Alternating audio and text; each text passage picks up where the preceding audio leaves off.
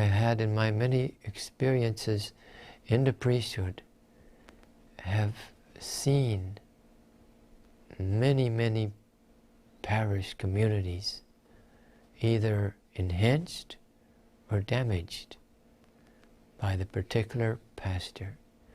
I have also seen where one pastor came in, he did harm. And he was changed, another pastor came in, and he was a loving person and a very good leader. He would pull that parish right out of the depths of despair sometimes. It is not an easy place for the lay people to be so dependent upon the one person whom the bishop has to send or the provincial has to send to them. And if he is a loving person, I wish he would never be changed, but he is changed. And if he is not so loving, I wish they would take him away, and he stays. It's not easy for the people. And this is one of the reasons why people in our day are hurting. This is also one of the reasons why there's so much confusion within the church. Because something has happened. I don't know what, but I have an idea. Something has happened wherein leadership, from the bishops and down to the pastors and to the priests, has changed in its content or in its projection or by way of the rules to live by. Maybe in the past, before Vatican II, things were very strict. I remember in our class when we were taught to say Mass, it was so rigid that we had 3 different hands. You held them here for part of the Mass, here for part of the Mass, and here for the part of the Mass. And you dare not break that. And bows and genuflections, maybe they went overboard, I don't know. But I found it very helpful because I tried to put my heart in whatever I did in celebrating the Mass. The externals, I went right into them, allowed myself to be confined by them, if you will. And that's what happened. There was kind of a reaction to the ritualistic rigidity. And so the pendulums swung way back to liberalism. And I even remember hearing that in this stage, after Vatican II, when I would say, and it's not a very nice thing to say, all hell broke loose, but it would almost seem, because I remember reading of chaplains at the university somewhere in the country saying, well, look, wine, that was the popular drink of that day. What's the popular drink of today? It's Coca-Cola. We'll use Coca-Cola. Imagine that. They took the initiative and nobody stepped on their toes and nobody said, hey, what are you doing? What is it? What has happened? Where the priest, the pastor, his subjectivism just pops all over the place, and he administers his flock by caprice sometime, tired sometime, lack of knowledge, and the lay people suffer. Don't knock them. That is true. They are still priests, and I'm not knocking them. I'm taking the side of the laity because I have felt within me their hurts. As I travel through the country and giving spiritual direction to groups now, I know that they are in anguish. And I feel sorry for my brother priest who somehow, whatever they flipped or whatever it is, that authority, and what it is it's really pride. Not wanting to subject themselves to authority, even lawful authority. And that is wrong. That's very displeasing to God. And I would hate to use the words again, but it's quite diabolic, because where there is disobedience to rightful authority, then it's not of God. And if it's not of God, it has to be of the evil one. So what to do?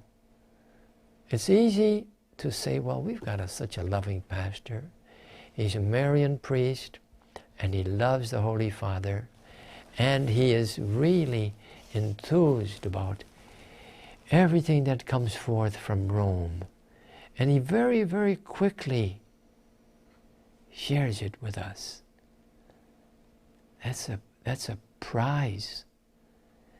And yet, on the other side of the coin, we have a pastor. Father, what do we do? He goes contrary to what we know is right.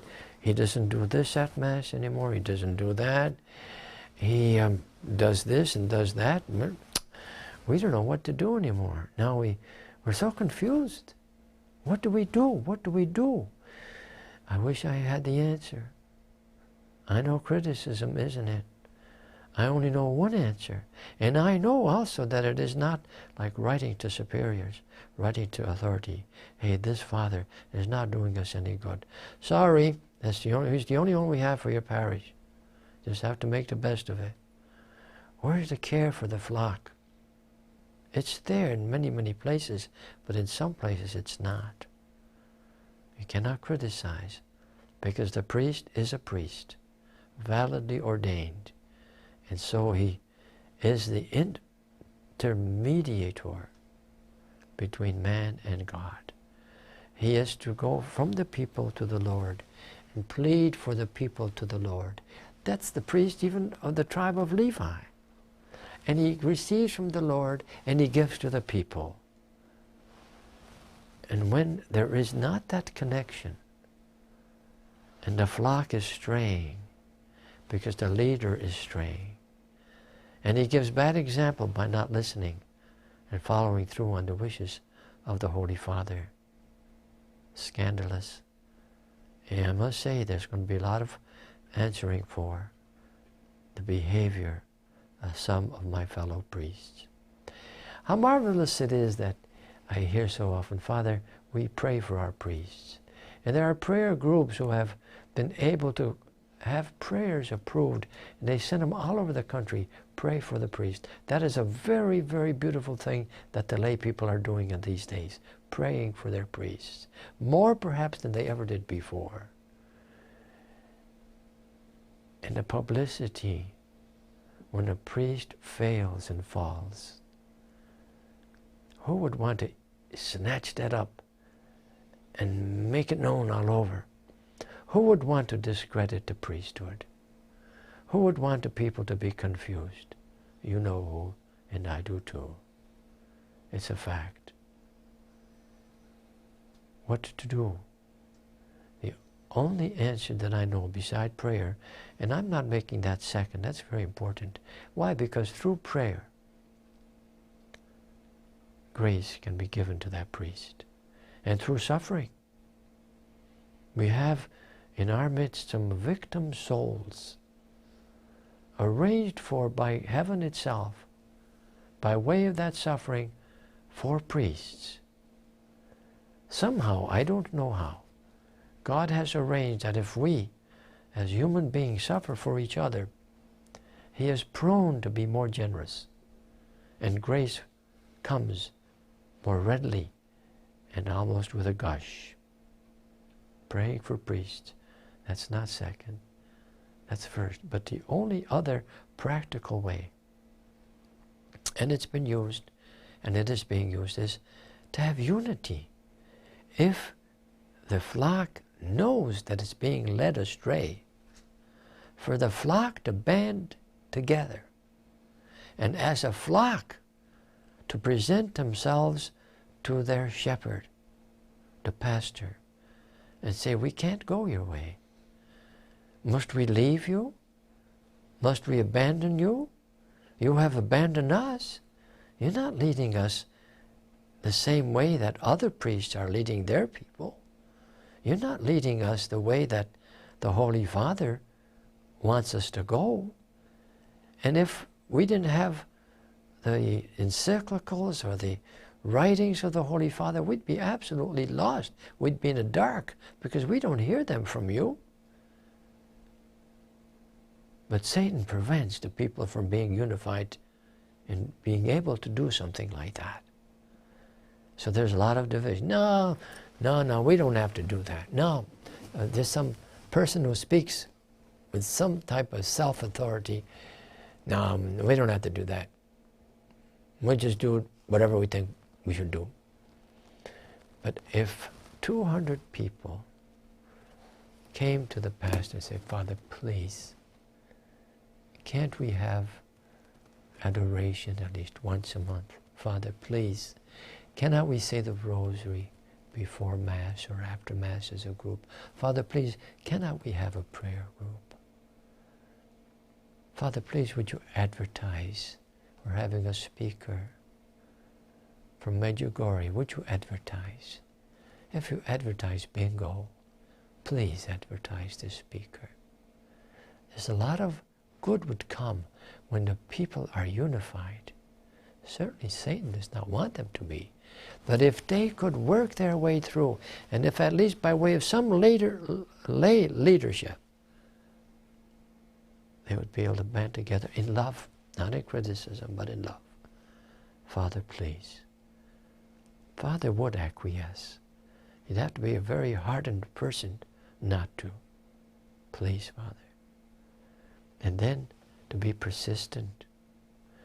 I know of a parish that has been turned from going downgrade into all kinds of confusion with 3 ladies banding together, going and pleading with the Father, knocking at the door day after day until through aggravation. And it reminds me of what happened as Jesus spoke us of the parable of the man who needed bread from the baker who was already in bed with his family. And it ends up that if he did not give that bread out of kindness, out of love, he gave it to get the aggravation off his back. So it's true that sometimes that's the only way to do it. Prayer, yes, but then in unity, pleading with the priest for the ordinary things that they can have in the parish that gives them strength.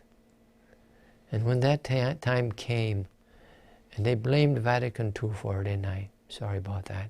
No, we don't have any more statues of Our Lady. No, we can't have this. No, the tabernacle's got to be there. Vatican II. No, it's not Vatican II.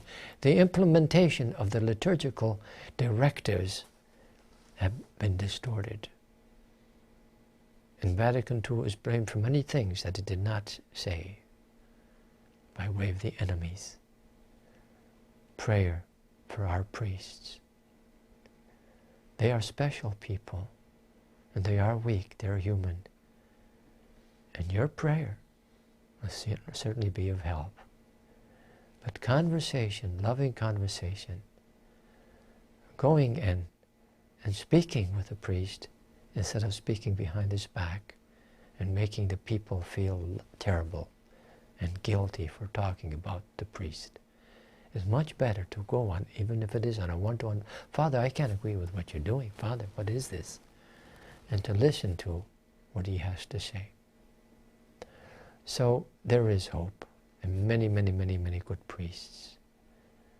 But there are those who are causing problems, and no one seems to be able to prevent the problems that are being caused. In the past, the lay people have come to the rescue. And I think they're doing that now in many different ways. Our Lady's appearances in the past were approved by the Church because the lay people took the initiative. The lay people, there's a lot of goodness there, and united, they can accomplish much more than they believed that they possibly could. Lovingly approaching a pastor who is not leading them according to the wishes of the Holy Father, according to the wishes of Jesus, with loving unity, much can be accomplished. At least the surface can be scratched. At least a baby step can be taken, which is better than just criticism